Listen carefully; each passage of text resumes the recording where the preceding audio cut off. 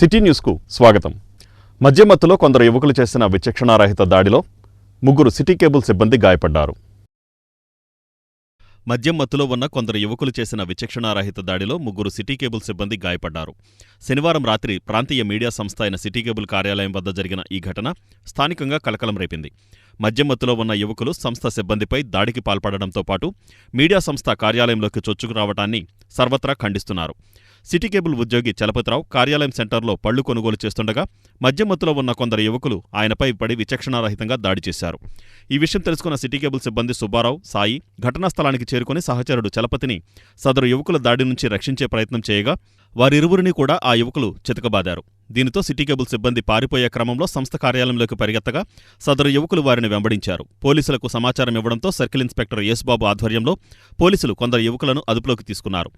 గాయపడిన city cable సిబ్బంది ముగ్గురిని చికిత్స నిమిత్తం ప్రభుత్వాసుపత్రికి తరలించారు. పోలీసులు కేసు నమోదు చేసుకుని దర్యాప్తు చేస్తున్నారు.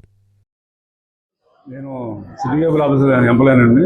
నేను ఆఫీసులో కూర్చుంటే మా ఆఫీసు సెల్ షాప్ మూల మీద ఏదో గొడవ జరుగుతుందని చెప్పేసి అక్కడ ఆటో స్టాండ్లో ఉన్న అతను వచ్చేసి మీ ఆఫీస్ ఎక్కడ ఉన్న అతను కొడుతున్నారు ఎవరంటే నేను అక్కడికి వెళ్ళానండి. అక్కడికి వెళ్ళేసరికి చూస్తే మా ఆఫీస్ పైన మామూలుగా అతను అటెండర్గా పనిచేస్తాడు చలపతిరావు గారు అని చెప్పేసి అతను కొడుతున్నారని చెప్పేసి అని చెప్పి నేను పిలిచి ఇద్దరు విడదీశాను. ఇద్దరు విడదీస్తుంటే నేను అసలు ఉన్నాయి చేసుకున్నది లేదు. చుట్టూ 100 మంది దాకా ఉన్నారు. చేసుకున్నది కూడా లేదు. నేను వెళ్ళి ఇద్దరు విడదీస్తూ ఉండగా నువ్వేంట్రా కొడుతున్నావు అని చెప్పేసి పిడిగుద్దులు గుద్దేసి కొట్టేస్తుంటే ఎవరు కూడా అక్కడ ఉన్న వాళ్ళు ఎవరు కూడా దగ్గర రావట్లా. మామే కలపడ్డ వాళ్ళు ముగ్గురు ఉన్నారు, చుట్టుపక్కల 2 ఉన్నారు అనుకుంటా. ముగ్గురు కూడా నన్ను గుద్దారు. నేను ఇక్కడ భయపడిపోయి నేను పక్క తప్పించుకున్నా కూడా ఇంకా కొడుతున్నారని చెప్పి పక్కన సెల్ షాప్ ఉంటే నేను లోపలికి వెళ్ళిపోయి గొడవ మేటర్ తెలియదు. మా ఆఫీస్ అంతా కొడుతున్నారని చెప్పేసి పక్కన స్టాండ్ చెప్తే నేను అక్కడికి వెళ్ళాను. ఇతను ముందు విడదీస్తున్నాను.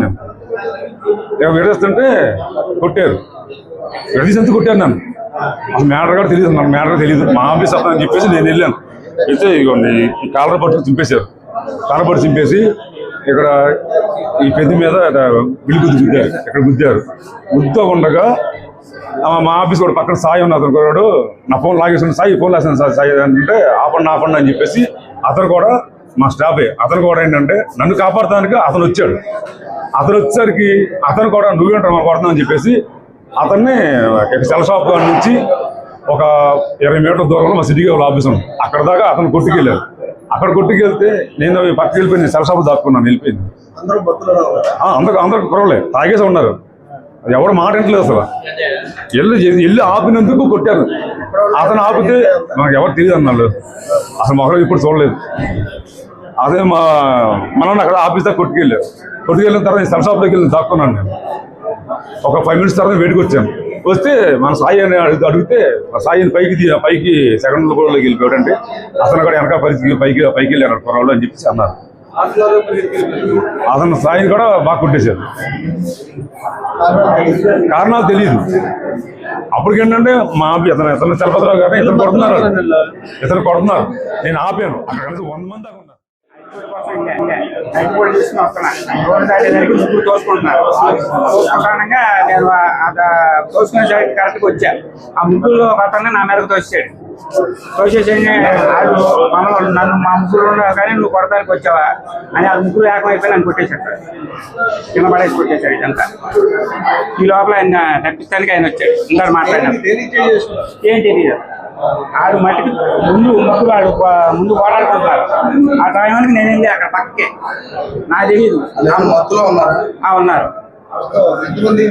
నా మీదకి వచ్చింది ముగ్గురులో ఒక అతన్ని తోశారు. నా మీదకి తోసి మళ్ళీ నువ్వే మమ్మల్ని కొడతాకు వచ్చావని చెప్పి ముగ్గురు ఏకమైపోయి నన్ను కింద పడేసేసి కొట్టేస్తానని అప్పుడు మాట్లాడినప్పుడు వచ్చాడు. అక్కడ మన సిటీ కేబుల్ ఆఫీస్ దగ్గర ఇది ఉంది కదా, బ్యాండ్ర దగ్గర. నేను ఎంసీబీలో మేనేజర్గా వర్క్ చేస్తున్నాను. ఇందాక సుమారుగా 6:30 నుంచి 7 ఆ టైంలో ఏంటంటే నేను ఆఫీస్లో ఉన్నాను. ఈలోపు మా కుర్రాళ్ళు ఏంటో అలజడి జరుగుతుందని చెప్పినేసి బయటకు వచ్చేసరికి ఏమైందంటే ఒక 3 కుర్రాళ్ళు మా వాళ్ళని స్టాఫ్ని కొట్టేస్తున్నారు బీభత్సంగా. కొట్టేస్తా ఉంటే అందులో ఈ సాయి అనే అతను గబగబా పరిగెత్తుంటే పైకి వచ్చాడు. సెకండ్ ఫ్లోర్లో ఆఫీస్ ఉంటుంది. పైకి వచ్చాడు. పైకి వచ్చేసరికి ఏంటి జరుగుతుందని చెప్పి నేను బయటకు వచ్చేసరికి వాళ్ళు ఎంటపడుతున్నారు అనమాట కొట్టేయడానికి. అతను పంపించండి బయటికి అని చెప్పినేసి ఎగబడుతుంటే ఇక నేను వాళ్ళని ఆపేసి ఏంటి గొడవ అని చెప్పినేసి పోలీసులు ఫోన్ చేస్తే వాళ్ళు వచ్చారు. వెంటనే ఈ సార్ వాళ్ళందరినీ కూడా తీసుకురావడం జరిగింది. స్టేషన్కి తీసుకెళ్లారు సార్. ఇక్కడ అందరూ ట్రీట్మెంట్ చేయించడం కోసం మేము ఇక్కడ హాస్పిటల్లో తీసుకొచ్చాం అనమాట. వాళ్ళు బాగా మత్తులో ఉన్నారు. ఎలా పడితే అలా కొట్టేశారు పాపం. రక్తం వచ్చేలా కొట్టేశారు పాపం. ఇతనికి మొహం అంతా కూడా చూడండి ఎలా అయిపోయిందో. ఈయనకైతే అసలు కనపడకుండా తగిలిన దెబ్బలు. ఇలా పిడిగుద్దులు అసలు ఇది కూడా చొక్కా చింపేసి కింద పడేసి చిత్త కొట్టేస్తున్నారు. అసలు ఎందుకు కొడుతున్నారో కూడా తెలియదు. అసలు వీళ్ళు వాళ్ళకి మొహపరిచయం కూడా లేదండి. ఎందుకు కొడుతున్నారో కూడా తెలియదు. వాళ్ళు అంతమంది వచ్చేసారు, గొడవ చేస్తారు అన్నమాట. సో ఇదంతా కూడా వాళ్ళు బాగా మత్తులో ఉన్నారు. అది ఏ మత్తు అనేది డాక్టర్లు చూసి తేల్చాలి. అది చూడాలన్నమాట. ఇది మాత్రం మేము దొరికారండి. సిఐ గారు తీసుకెళ్లారు. ముగ్గురు మాత్రం లైవ్ లో ఉన్నారు. ఒకళ్ళు ఎస్కేప్ అయినట్టున్నారు. ఇద్దరు మాత్రం తీసుకెళ్ళినట్టున్నారు సిఐ గారు. అది ఆర్పేట సిఐ గారు తీసుకెళ్లారు. యేసు బాబు గారు సార్ తీసుకెళ్లారు. ఇక ట్రీట్మెంట్ చేసి తీసుకొస్తామని చెప్పి హాస్పిటల్ తీసుకొచ్చాము. ఇక వీలైతే ఇక్కడ నుంచి కేసు పెట్టడం అనేది ప్రొసీజర్ తీసుకెళ్ళాం. అసలు కొట్టడానికి కారణం అనేది లేదండి. జస్ట్ అరటిపళ్ళ బండి దగ్గర ఉన్నాడంట. నేను అడిగి చెప్పింది అరటిపళ్ళ బండి దగ్గర తీసుకుంటుంటే వాళ్ళు కొట్టుకుంటూ వచ్చి మనోడి మీద పడ్డారు. పడగానే ఏమైందంటే ఏంటంటే నా మీద పడతారన్నాడు. ఎవరైనా అంటాం కదా క్యాజువల్ గా. అనేసరికి వెంటనే వాళ్ళు ఏంటంటే ఇక ఈయనేదో వాళ్ళని అటాక్ చేస్తున్నాడు అనే ఉద్దేశంలో ఉన్నారో మరేమో. ఇక ఆయన పడేసి పిడిగుద్దులు గుర్తేస్తుంటే ఇక మా కుర్రోళ్ళు అక్కడ దగ్గరలో ఉండి గబగబా వెళ్ళి ఆపడానికి ప్రయత్నం చేసిన వాళ్ళు ఎరక్కొట్టేశారు. ఇది జరిగింది. అసలు పరిగెత్తుకుంటే ఆఫీస్లోకి వచ్చేసినా కానీ ఎగబడుకుంటే ఆఫీస్ మీదకి వచ్చేసారు. అలా ఉంది వాళ్ళ ప్రవర్తన అనమాట. ఇది చాలా భయంకరంగా ఉంది. దీన్ని ఎలా చూడాలో చూద్దాం అనుకుంటున్నాం. పోలీస్ డిపార్ట్మెంట్కి మేము విజ్ఞప్తి చేస్తున్నాం. హిందూ ధర్మ పరిరక్షణకు కృషి చేయాలని పెదకళ్లపల్లి ఓంకార పీఠాధిపతి విజయానందగిరి స్వామి అన్నారు. హిందూ ధర్మ పరిరక్షణకు కృషి చేయాలని పెద్దకళ్లేపల్లి ఓంకార పీఠాధిపతి విజయానందగిరి స్వామి అన్నారు. పెడన పట్టణంలోని గూడూరు రోడ్లో జరిగిన హిందూ సమ్మేళన కార్యక్రమానికి విచ్చేసిన పెదకళ్లేపల్లి ఓంకార పీఠాధిపతి విజయానందగిరి స్వామి మాట్లాడుతూ సమాజ శ్రేయస్సు లక్ష్యంగా హిందూ మతం పనిచేస్తుందని ఆయన పేర్కొన్నారు. ఈ కార్యక్రమంలో హిందూ ధర్మ పరిరక్షణ నేత పుట్టా శేషు, కొండూరు గంగాధర్, చంటి, వరలక్ష్మి, హిందూ బంధువుల ఐక్యవేదిక జిల్లా అధ్యక్షుడు నాదెళ్ల కోటేశ్వరరావు, పిచ్చుక శంకర్, పత్తిపాటి రమణ, రంగబాబు తదితరులు పాల్గొన్నారు.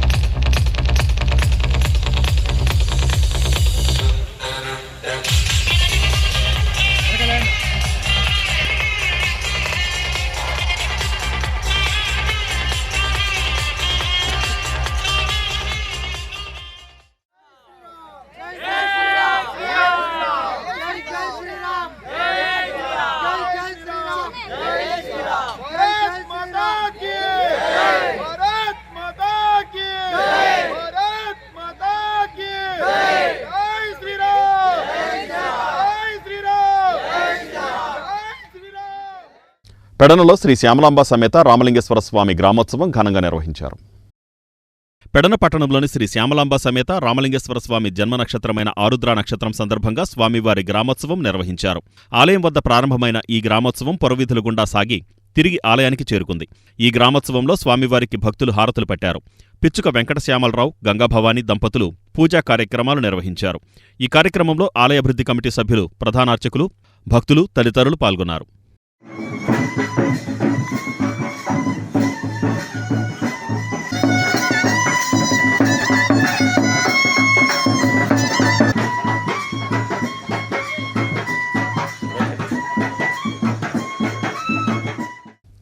ద్విచక్ర వాహనదారులు తప్పనిసరిగా హెల్మెట్ ధరించి వాహనాలు నడపాలని చిలకలపూడి సీఐ నబీ సూచించారు.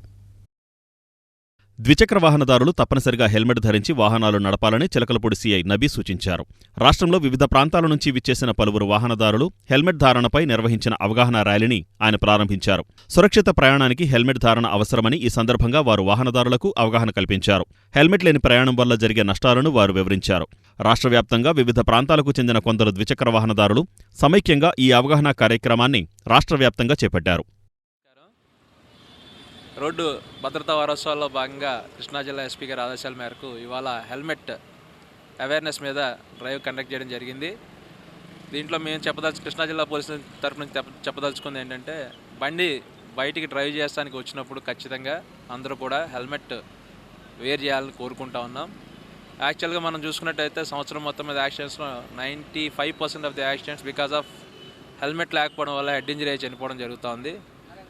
ఒక యాక్సిడెంట్ అంటే ఒక ప్రాణం పోవడం లేదా ఒక అతనికి దెబ్బలు తాగడం కాదు, ఒక కంప్లీట్ ఒక ఫ్యామిలీ రూయిన్ అయిపోద్ది, దగ్గర రోడ్డు మీదకి వచ్చేస్తుంది.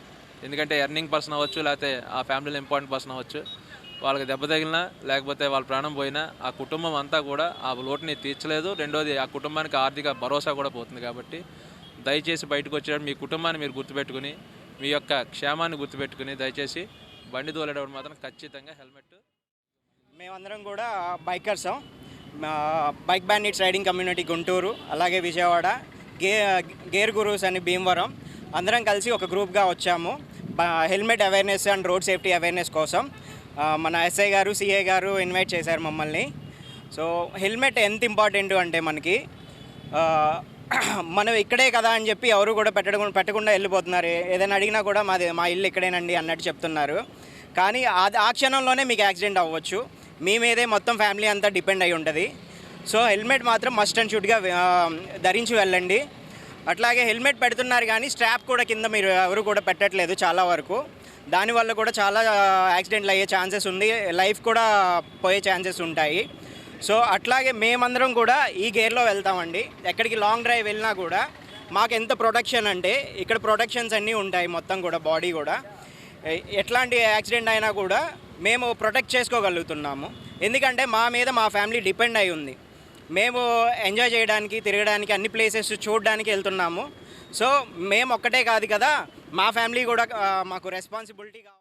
ఇప్పుడు ఇంతమంది ఇన్ని మాటలు మన కోసమే చెప్తున్నారు. సో తప్పకుండా ప్రతి ఒక్కరు హెల్మెట్ ధరించండి. ముందు మీకోసం చెప్తున్నాను, అర్థం చేసుకోండి అని. నేను వచ్చే దారిలో చూశాను, మ్యాక్సిమం కృష్ణా పోలీసులు ఎవ్రీ 10 కిలోమీటర్స్కో 15 కిలోమీటర్స్లో మధ్యలో ప్లగ్ కార్డులు పెట్టారు, హెల్మెట్ ధరించండి అని చెప్పి. So thank you Krishna district police అన్నమాట. ఇలాంటి ప్రోగ్రామ్స్ మరిన్ని చేయాలి. సో ప్రతి ఒక్కరు అవేర్నెస్ క్రియేట్ చేయాలి. Thank you so much. జగన్నాథపురంలోని సుభద్ర బలరామ సమేత జగన్నాథ స్వామి వారి దేవాలయంలో ధనుర్మాసాన్ని పురస్కరించుకొని పలు విశేష పూజా కార్యక్రమాలు నిర్వహించారు. జగన్నాథపురంలోని సుభద్ర రామాలయ సమేత జగన్నాథస్వామి దేవాలయంలో ధనుర్మాసాన్ని పురస్కరించుకొని విశేష పూజలు నిర్వహించారు. అనంతరం అన్నప్రసాద వితరణ కార్యక్రమాన్ని చేపట్టారు. ఈ కార్యక్రమంలో జనసేన పార్టీ ఇన్ఛార్జి బండి రామకృష్ణ, మాజీ మార్కెట్ యార్డ్ చైర్మన్ మరకాని పరబ్రహ్మం, లంకిశెట్టి బాలాజీ, జగన్నాథస్వామి దేవాలయ chairman Gampala Durgabhavani, corporator Pinisetti Chayadevi, Samathakeerthi, Gaddamraju, Galla Timothy, market yard vice chairman Pichaiah, దేవాలయ ట్రస్టు సభ్యులు తదితరులు పాల్గొన్నారు. మచిలీపట్నంలో ఎంతో ప్రాముఖ్యత కలిగినటువంటి 600 సంవత్సరాల క్రితం నిర్మించిన జగన్నాథ స్వామి దేవస్థానంలో ఈ రోజున చైర్మన్ గారు గంపల దుర్గాభవాని గారు, మా కార్పొరేటర్ గారు మరకాని సమతాకీర్తి గారు, మరకాని పరబ్రహ్మం గారు, మరి గంపల కృష్ణ గారు, అంజుబాబు గారు, వీళ్ళందరి సమక్షంలో ఇక్కడ కమిటీ సభ్యులందరూ కూడా కలిసి ఈ రోజున బ్రహ్మాండంగా అన్నదాన కార్యక్రమం ఏర్పాటు చేశారు. ధనుర్మాస సందర్భంగా స్వామివారి ప్రసాదాన్ని సుమారు 2000 మందికి ఇక్కడ ఏర్పాటు చేశారు. వాళ్ళ భక్తులందరూ కూడా ఇక్కడ ఇచ్చేసి స్వామివారి ప్రసాదాన్ని స్వీకరించడం జరిగింది. ఈ ధనుర్మాసంలో ప్రతి చోట కూడా, ప్రతి దేవాలయంలో కూడా ఇటువంటి అన్నదాన కార్యక్రమాలు జరగాలి. సమాజం సంక్షేమంగా ఉండాలంటే ఎవరు పేదవాడు ఎవరు కూడా ఆకలితో ఉండకూడదు, భక్తులు ఎవరు కూడా ఆకలితో ఎదురు చూడకూడదు. ఆ స్వామివారి ప్రసాదాన్ని 10 మందికి పంచినప్పుడే ఆ కమిటీ యొక్క గొప్పతనం బయటపడుతుంది. కానీ చాలా సిస్టమేటిక్గా, చాలా ప్లాన్డ్గా భక్తులందరూ కూడా కలుపుకుంటూ మరి చైర్మన్ గారు, ఆ కమిటీ సభ్యులంతా కూడా మంచి అన్నదాన కార్యక్రమాన్ని ఏర్పాటు చేశారు. ఇక్కడ మచిలీపట్నం ప్రజలందరూ కూడా వీరికి అభినందన తెలియజేస్తూ అందరికీ కూడా జగన్నాథ స్వామి యొక్క ఆశీస్సులు మన మచిలీపట్నం ఉండాలని, మన మచిలీపట్నం రాబోయే రోజుల్లో త్వరితగతిన అభివృద్ధి చెందాలని చెప్పి. మైనర్ అయిన తన కుమార్తెను గుర్తు తెలియని వ్యక్తులు అపహరించి అనంతరం ఇంటి వద్ద వదిలేశారని పోతేపల్లికి చెందిన మహిళ తెలిపింది. మైనర్ అయిన తన కుమార్తెను గుర్తు తెలియని వ్యక్తులు అపహరించి అనంతరం ఇంటి సమీపంలో వదిలేశారని పోతేపల్లికి చెందిన ఒక మహిళ తెలిపింది. బాలిక తండ్రి ఆరోగ్యం బాగోలేదని ఒక వ్యాన్లో తీసుకువెళ్లారని ఆమె వివరించింది. అయితే నగరంలో బాలిక కిడ్నాప్ జరగలేదని పోలీసులు పేర్కొన్నారు. బాలిక కిడ్నాప్కు విఫలయత్నం చేశారని, సోషల్ మీడియాలో జరుగుతున్న వార్తల్లో వాస్తవం లేదని సీఐ తెలిపారు. సదరు బాలిక ఇంట్లో నుంచి కావాలని వెళ్లిపోయి ఇంటికి వచ్చిన తర్వాత తన తల్లికి తప్పుడు సమాచారం ఇచ్చిందన్నారు. దీనిపై తాము విచారణ జరపగా కిడ్నాప్ జరగలేదని తెలిసిందన్నారు. నా పేరు లక్ష్మి అండి. నేను కోతపల్లిలో ఉంటాను, ఆటో నగర్ దగ్గరలో. అయితే నేను ఆర్సీహెచ్లో పనిచేస్తాను సార్. పొద్దున్న 4:30కి వెళ్ళి 11:30 ఆ టైంలో వస్తాను. ఇంటికి వచ్చేసరికి 12 అయిపోద్ది.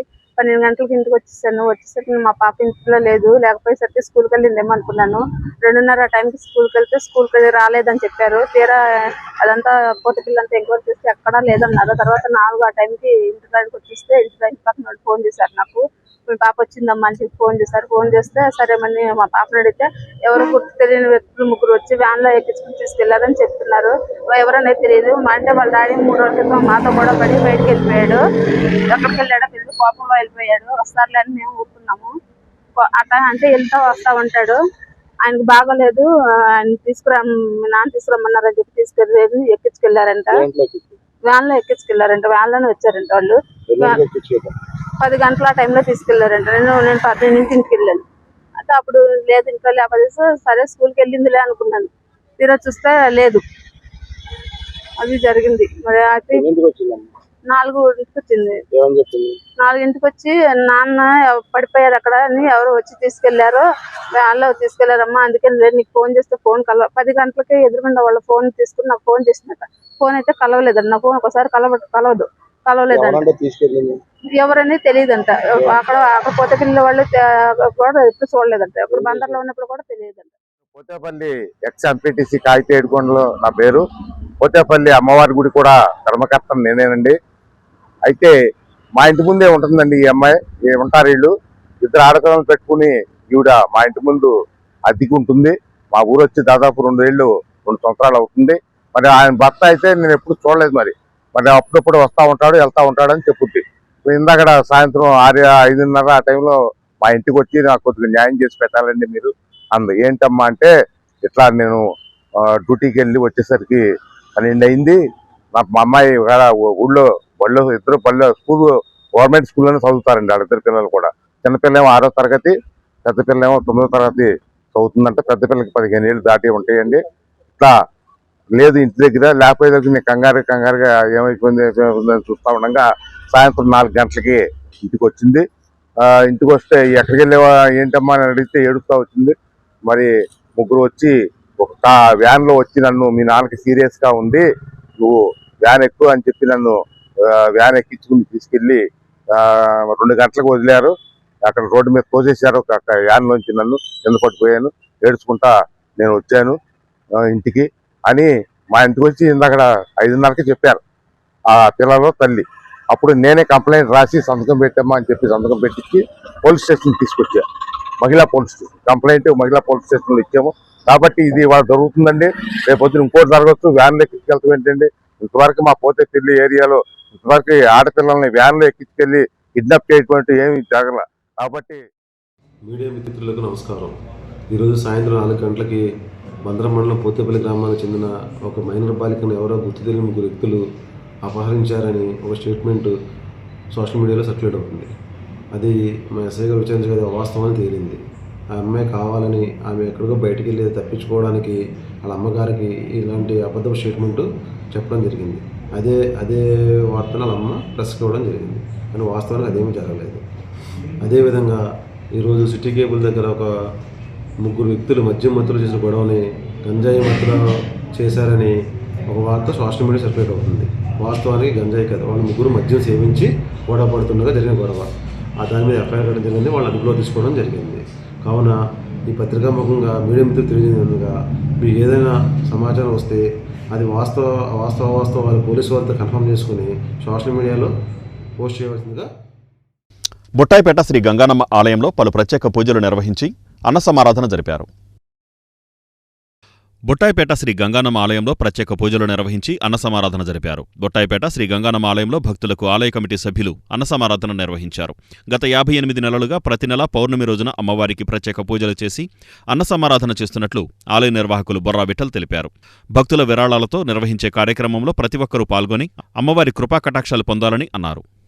గవర్నమెంట్ హాస్పిటల్ దగ్గర ఉన్న రింగులో ఉన్న గంగానమ్మ గుడి ప్రతి పౌర్ణమి కూడా అన్నదానం జరగబడును. అలాగే దాతలు ఎవరున్నా సరే పౌర్ణమి రోజు వచ్చి మీరు యొక్క విరాళాలు ఏమైనా ఇవ్వగలిగితే కమిటీ వారు ఉంటారు, కమిటీ వారికి ఇవ్వాల్సి వస్తుంది. సుమారుగా 58 నెలల నుంచి కూడా ప్రతి నెల పౌర్ణమికి ఈ అన్నదాన కార్యక్రమం జరుగుతుంది కాబట్టి ప్రతి ఒక్క భక్తులు కూడా ఈ యొక్క అన్నదానాన్ని ఉపయోగించవలసింది కోరుతాం.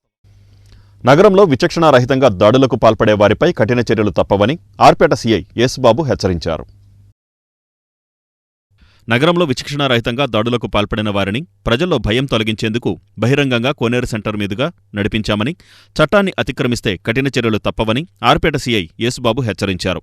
బహిరంగంగా మద్యం సేవించి మీడియా సంస్థ అయిన సిటీ కేబుల్ కార్యాలయం వద్ద అల్లరి, దాడులకు పాల్పడిన తాగుబోతులను పోలీసులు అరెస్టు చేశారు.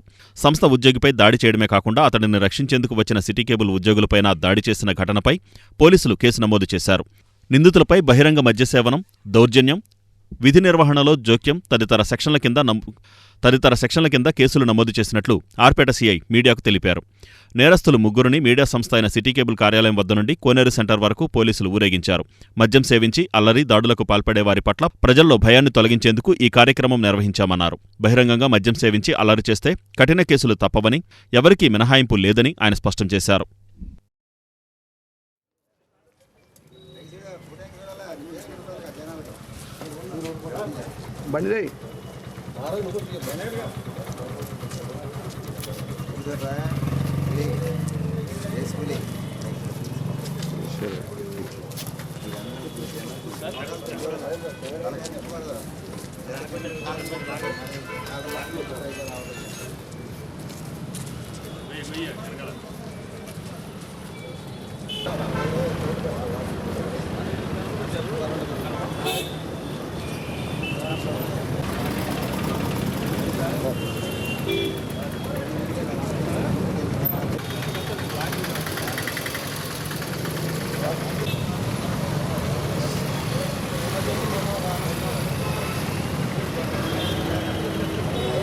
గవర్నమెంట్ కొట్టింది ఆ టీషర్ట్ చూడా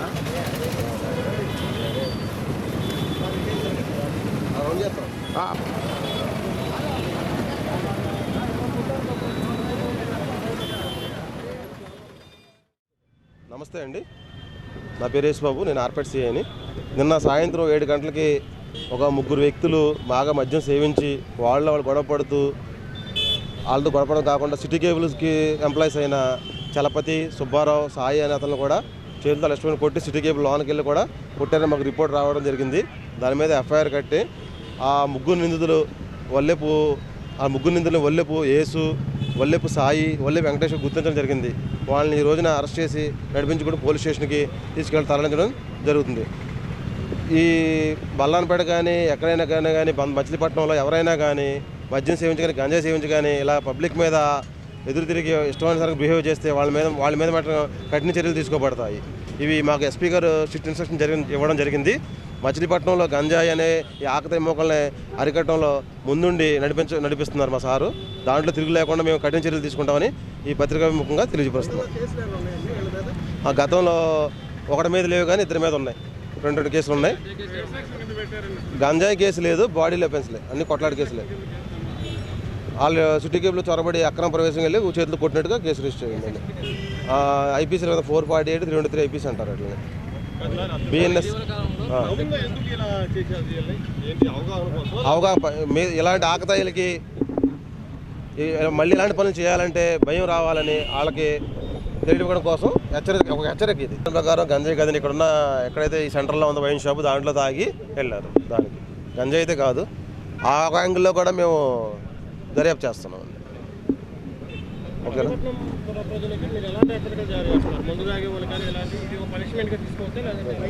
తప్పకుండా డ్యామ్ షూర్గా తీసుకోవాలి. ఎవరైనా కానీ మందు దగ్గర కానీ గంజా దగ్గర కానీ అమాయకుల మీద ఎదురు తిరిగి అకారణంగా కొడితే మాత్రం ఉపేక్షించే ప్రసక్తే లేదు. వాళ్ళ మీద కఠిన చర్యలు తీసుకోబడతాయి, నో డౌట్ దాంట్లో. ఈ వార్తలు ఇంతటితో సమాప్తం. నమస్కారం.